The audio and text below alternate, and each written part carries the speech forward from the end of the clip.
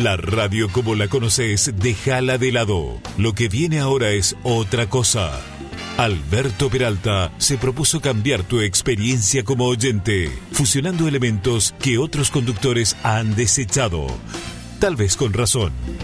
De todos modos, esta idea ya lleva muchos años con increíble éxito. Se llama Jarro Café y usted, amable oyente, es un cómplice necesario.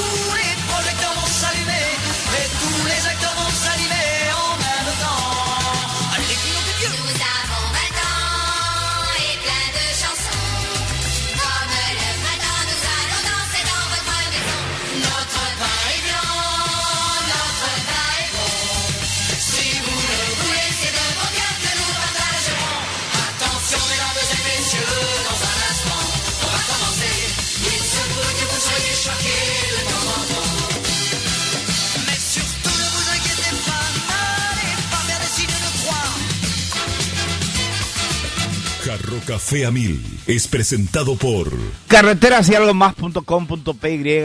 Toda la información sobre estructuras en un solo sitio web. Granusa, excelencia en nutrición animal. Y Coca-Cola retornable, menos plástico para el mundo, más ahorros para vos. Coca-Cola, magia de verdad.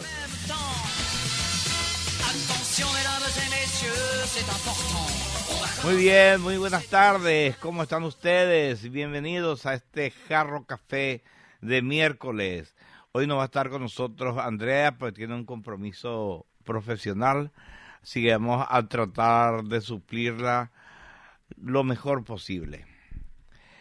Estaba viendo el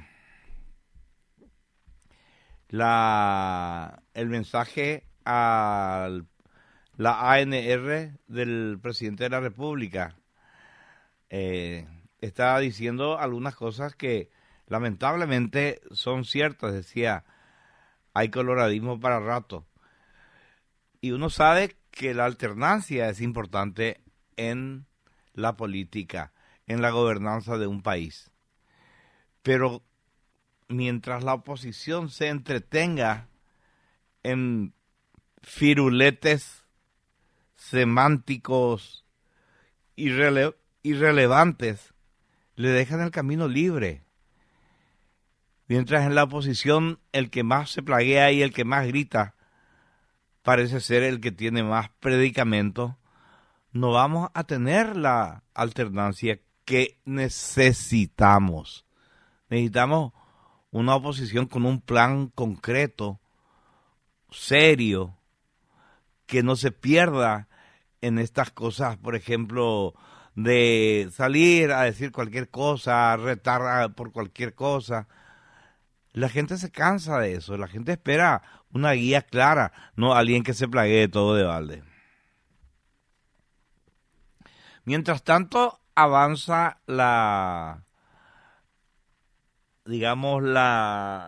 intervención en la Municipalidad de Asunción, visto que le separaron del cargo a unos cuantos funcionarios, entre ellos a Nelson Mora, que era el jefe de gabinete.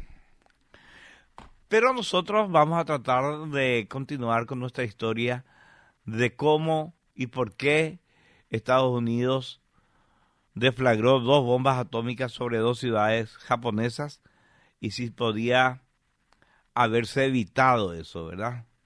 Contamos toda la historia, hablamos de cómo era la campaña del Pacífico, de cómo Estados Unidos estaba perdiendo una cantidad de vidas humanas gracias a debido a la ferocidad y a la condición casi suicida de las tropas japonesas. Esa era una de las razones que enarbolaron los norteamericanos. Decían que los japoneses no se iban a rendir sino es que les golpeaban con la bomba atómica. Y tampoco es descartable que geopolíticamente a los Estados Unidos le convenía terminar lo antes posible la guerra con Japón, conseguir lo antes posible la rendición de Japón, antes de que la Unión Soviética conquiste todo el archipiélago japonés. Ustedes saben que la Unión Soviética, contamos ayer, no le había declarado la guerra a Japón, no se había metido en eso. Pero después de la primera bomba atómica norteamericana sobre Hiroshima, al día siguiente le declara la guerra la Unión Soviética a Japón y ya empieza a tomar algunas de las islas del archipiélago. Probablemente ese también es un tema que pesó en la decisión norteamericana. Vamos a ganarle, vamos a ocupar Japón antes de que los soviéticos tomen toda la isla, todas las islas. Se acaba de escenificar en Europa una carrera por el triunfo muy parecida, tratando tanto norteamericanos como soviéticos apoderarse de la mayor parte de Alemania en la última fase de la guerra en Europa. Y por supuesto, tanto soviéticos como estadounidenses lo que querían era posicionarse lo antes posible en el nuevo tablero mundial, ese tablero que iba a surgir después de semejante conflicto planetario. Bueno, ya fuese por ahorrar vidas de soldados estadounidenses o por frenar la expansión soviética o por ambas razones, evidentemente a Truman, el presidente de Estados Unidos, le convenía abreviar, digamos, el conflicto. Sabía que, aunque no conociera los detalles, que había debates en la cúpula enemiga entre quienes querían poner fin a la guerra. La cúpula enemiga me refiero al Estado Mayor japonés, entre quienes querían poner fin a la guerra y quienes preferían luchar hasta la muerte. Entonces, destruir un par de ciudades con bombas atómicas no solamente iba a ser un argumento de peso para quienes se oponían a seguir luchando, sino también la excusa perfecta para quienes necesitaban mostrarse a favor de seguir luchando, pero dudaban en su fuero interno. De boca para afuera decían, vamos a seguir luchando, pero en realidad lo que querían era que termine el sufrimiento japonés. Entonces, con esas bombas iban a tener la excusa perfecta para cambiar de bando, ¿verdad? Probablemente el propio emperador de Japón, Hirohito, estaba en esa segunda categoría. Alguien que secretamente deseaba la rendición, pero que no podía decir eso en público o en las reuniones. ¿Qué habría pasado si Japón no se hubiese rendido tras el bombardeo de Nagasaki, la segunda ciudad destruida por la bomba? ¿Qué habría pasado? Esa es una buena pregunta. Imagínate que Japón diría, llamarnos Batacoabe, ¿verdad? No nos vamos a rendir. Se cree que Estados Unidos también había pensado en esas circunstancias y tenían preparadas otras 2 bombas. Y probablemente la tercera bomba iba a estar lista para ser detonada sobre una ciudad japonesa el 19 de agosto. Estamos hablando de 1945, ¿verdad? Y se cree también que el plan era lanzar esa bomba sobre la capital del Japón, sobre Tokio.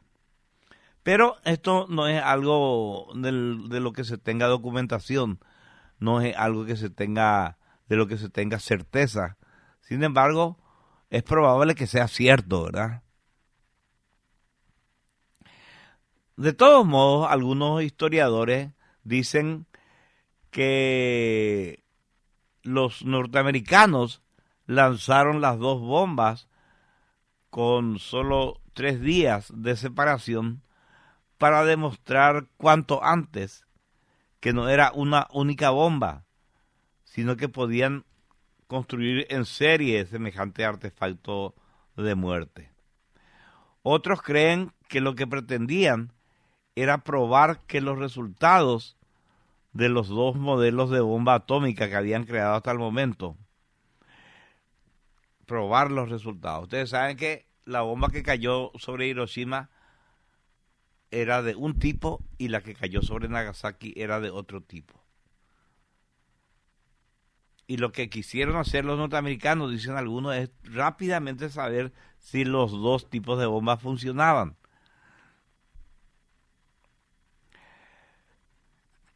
Bueno, sea cual fuera el motivo, los historiadores japoneses dicen que durante las reuniones que mantuvieron los miembros del gobierno después del bombardeo de Nagasaki, en esas reuniones el ministro de guerra, Korechika Anami, explicó a los demás que un prisionero estadounidense, piloto de un bombardero B-29, había confesado bajo tortura que Estados Unidos tenía 100 bombas atómicas y que tanto como Tokio como Kioto iban a ser bombardeadas en los días siguientes. En realidad, ese piloto que insistió, que fue tomado prisionero y que fue torturado, Marcus McDilva se llamaba, no tenía ni idea del proyecto Manhattan, no tenía ni idea de qué era la bomba atómica, no tenía idea de nada como la mayoría de los combatientes norteamericanos. El proyecto Manhattan era un proyecto absolutamente secreto y la llegada a la bomba atómica también era aún más secreto de Estado. Pero probablemente en medio de los dolores de la tortura, Marcus Magdalva inventó una historia pensando que eso era lo que sus torturadores querían escuchar y que con eso iban a dejar de torturarle, ¿verdad? Pero el doble bombardeo, Hiroshima y 3 días después Nagasaki, le dieron veracidad a su invento. Evidentemente este tipo sabía y cada 3 días nos van a tirar una bomba, pensaron los japoneses, ¿verdad? Otra pregunta importante es ¿por qué Estados Unidos eligió Hiroshima y después Nagasaki como objetivos? Eran ciudades de tamaño medio, digamos, y a pesar de contar con instalaciones industriales y militares, en caso de que Japón no se hubiese rendido, su destrucción no hubiera tenido un gran peso en el conflicto para evitar bajas estadounidenses en una invasión terrestre. O sea, ¿por qué Hiroshima y Nagasaki no habría sido acaso más efectivo lanzar directamente una bomba o las dos sobre Tokio? Bueno, hubo varios motivos por los que Estados Unidos descartó Tokio. El primero era que, debido a que se pretendía obtener la rendición del país, liquidar, matar a todos los dirigentes, si se tiraba una bomba en el centro de Tokio, no iba a facilitar una rápida negociación. Por no hablar de la anarquía que iba a reinar en Japón, el caos y todo lo demás que hubiera traído descabezar la autoridad japonesa. Y esa anarquía y ese caos iba a complicar muchísimo las labores de reconstrucción del país que ya las autoridades estadounidenses estaban pensando. No por buenos, ¿verdad? No por, bueno, vamos a reconstruirle su país a estos japoneses, sino que porque ahí estaba el negocio también, el negocio que viene después de la guerra. Empresas norteamericanas se iban a dedicar a reconstruir lo que América había destruido y el erario japonés iba a pagar esa reconstrucción. También está el tema de que, y que también es importante, que el emperador Hirohito vivía en Tokio y terminar con la vida de Hirohito hubiera avivado con fuerza el odio y la determinación belicista, digamos, de los japoneses. Además, Tokio ya hubiera... Sí. Oyente, buenas noches. Hola Alberto, buenas noches. ¿Cómo te va? Pero muy bien. Qué interesante ese tema, Alberto. Y bien después a cuento ahora que estuvimos ahí destruyendo en claves de enriquecimiento de uranio y compañía ahí en Medio Oriente, ¿verdad? Claro, esa primera bomba, la de Hiroshima, fue una bomba de uranio. Y sí. La de Nagasaki fue una bomba de plutonio. Sí, eran diferentes, sí, señor. Sí, ambas funcionaron. Y sí. Ahora, años antes, ese escuadrón de 3 aviones bombarderos venían adiestrándose. El comandante de la operación era un tal Capitán Pitt, era su apellido. Sí. Y en su unidad una vez se había apersonado un general y a las tripulaciones de los aviones los convocó y pidió voluntarios para una operación secreta. Sí. Fueron a un lugar y diariamente se entrenaban, los aviones despegaban. Uno de ellos cargaba un objeto de 5.000 kilos y creo que a 10.000 metros de altura tenían que arrojar ese objeto. Luego girar a la izquierda, inclinar la proa del avión hacia adelante para ganar velocidad. Y con los aceleradores de los 4 motores a pleno. los aviones se sacudían por la velocidad de descenso, pero tenían que salir de ahí cuanto antes. Siempre hacían esa maniobra. Un avión era el que llevaba el objeto y los otros no llevaban nada, los otros dos. Y una vez el capitán le preguntó al general, ¿pero qué significa esto, general? Señor, le dijo, que esta operación que soltamos un objeto y luego salimos huyendo. Le dijo, capitán, su deber no es hacer preguntas, sino cumplir órdenes. Simplemente cumplan las instrucciones. Y faltando una semana antes del lanzamiento de la bomba, lo llevaron, creo que fue a la isla de Guam. Sí, que habían retomado los norteamericanos a un costo de 30,000 vidas humanas. Sí. Y hay una base militar americana en Guam. Sí, hay. Es un protectorado yanqui ahora Guam. Sí, señor. Los guameses, no sé cómo se llaman, viven bastante bien bajo los guanacos. bajo la tutela yanqui. Así es. Y estaban ahí una semana hasta que, faltando 2 días, vino un oficial de alta graduación y le explicó qué era la misión, que era una arma nueva de poder extraordinario que iba a ser lanzada sobre Hiroshima. Los otros 2 aviones que acompañaron a de 17 era ¿verdad? B-19. B-19, los otros 2 de 19 cargaban con aparatos de medición. Uno llevaba la bomba y el otro llevaba aparatos para medir las magnitudes de la explosión. Y antes del lanzamiento, ellos cubrieron los parabrisas con cortina antirresplandor. Era decir a los tripulantes que no miren, porque podían quedar ciegos. Y además, el piloto, el comandante del avión que llevó la bomba, le puso a la proa de su avión el nombre de su mamá. Sí, Enola Gay. Exactamente. Que una humorada. Y vos sabés, en Japón, entre los líderes japoneses estaban, como vos dijiste, 2 bandos. Uno que querían la paz y otros que querían seguir peleando hasta la muerte. O sea, que todo el Japón muriera honrosamente. Y esa era la posición del que gobernaba el Japón. El que gobernaba el Japón no era el emperador. El emperador no tenía poder.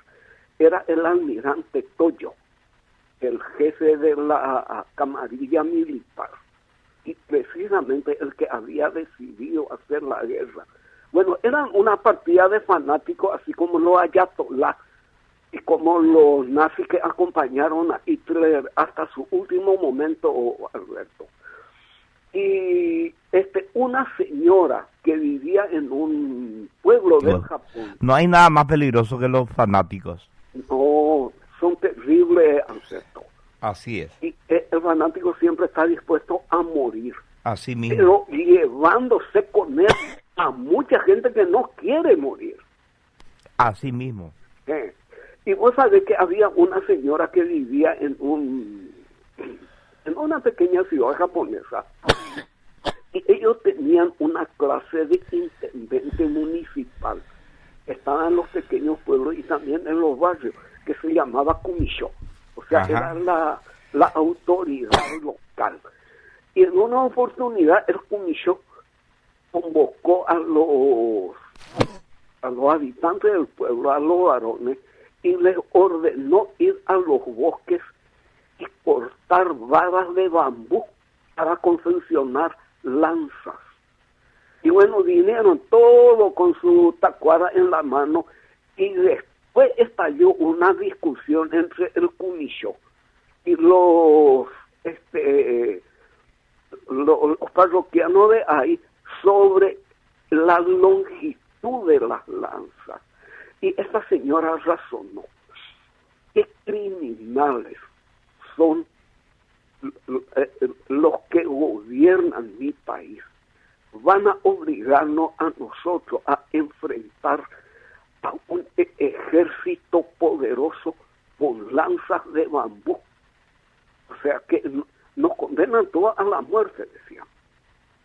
Y tan fuerte era la influencia ya de lo que quería la rendición, que los locos partidarios de la guerra armaron un pelotón para secuestrar al emperador. Pero fue abortado su plan. Y gracias a eso, y gracias a la bomba, Japón existe todavía como pueblo. Así es. Porque iban a desaparecer todo.